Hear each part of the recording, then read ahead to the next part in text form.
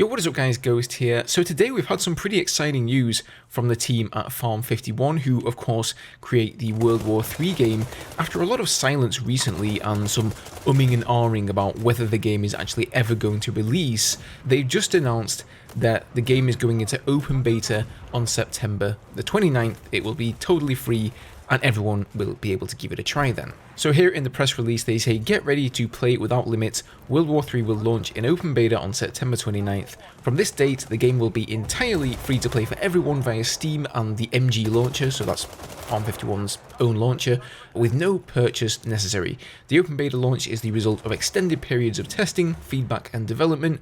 We want to thank closed beta players and veterans for their impassioned dedication, as well as the tireless efforts of the development team in achieving this huge milestone. Though the game remains in active development with more work to be done and new content still in the pipeline, we're thrilled to welcome players around the world to enter the fray. Together we hope to make World War III a uniquely immersive and entertaining gaming experience. So they've included a little road to the open beta here, and this is how things are going to pan out. So unfortunately, the reason that you're not seeing any of my own gameplay in the background here is because once I got this news, the servers have gone down and now they've entered maintenance mode. So from September the 23rd until the 26th, the game is going to be down. They're preparing for the server reset, the server maintenance, and everything that goes with actually launching the game to a free-to-play player base. So this is when you're going to be able to play. If at some point in the past you have purchased the game when it was actually available for a sum of money, you will get this head start. So you'll be able to start playing on September the 26th, unlocking things after the reset for all the progression, and you will have until September the 28th to get a bit of a head start on the competition, and then on September 29th at 10 o'clock UTC, the open beta will kick off and everybody can of course play. And during that week of September 26th to October the 6th, there will be an XP boost week as well, just to help people unlock things and progress a little bit faster. Right, so if you're sat there saying, what is World War III? I've never heard of this game. In my mind, it bridges the gap between a more arcadey shooter like Battlefield. It does have a lot of similarities to Battlefield. The main game mode, for example, is very similar to Conquest, but it's a little bit more milsimmy. It's somewhere between Battlefield and something like Hell Let Loose or even Armor. You know, if Armor is sort of one side of the realism milsim scale, and then you've got the most arcadey shooter you can think of, what, COD and Fortnite, something like that. This game lies somewhere in the middle, a little bit less arcadey than Battlefield, but not quite as milsimmy as something like Armor or Hell Let Loose. So it's got mechanics like you can lean from side to side like you can in most milsims. There are much more in-depth armor mechanics, like say in Battlefield, it essentially just gives you more hit points. In this game, your armor only affects the areas that it covers, so if you shoot somebody in the helmet, their helmet will fly off and they can pretty much be one shot in the head.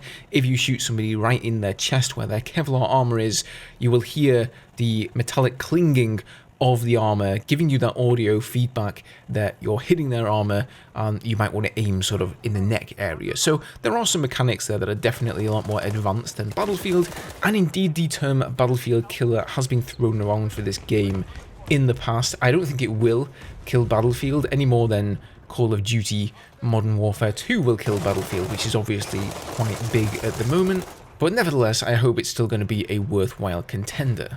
Now, as for the release window here, this is going to be interesting to see, because obviously the end of September here going into the start of October is pretty busy with shooters at the moment. We've got, of course, Modern Warfare 2 coming out, we've got Overwatch 2 coming out, two pretty big shooters there.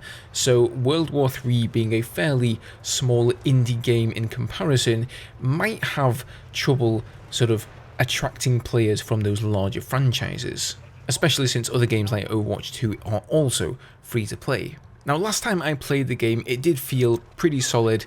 The game does have a bit of a coloured past. It released some years ago and pretty much just flopped and failed, really. The game obviously was not ready. There were tons of bugs, there were a lot of issues with it, and I remembered, you know, I wasn't making YouTube videos at the time, but I watched a lot of the other YouTubers who were then, and it was kind of dubbed as the Battlefield killer. It really fell flat on its face because of the bugs and because of the fact that it wasn't ready for release.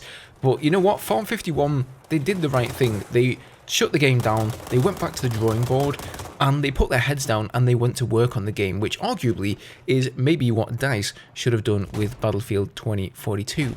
So last time I played the game, it was in closed beta. I have bought the game in the past, and the only people who were able to gain access were, of course, those who had purchased the game. Originally, this game was going to have a price tag.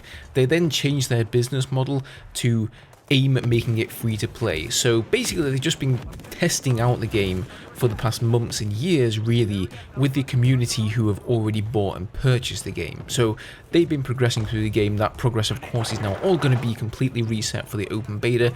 And once they are calling it an open beta, it sounds, you know, like one of those early access games, right? It's sort of unlimited, so they're going to iterate on the game, make any small changes, balances, bug fixes, that sort of thing that needs to be done before they take off that open beta prefix there.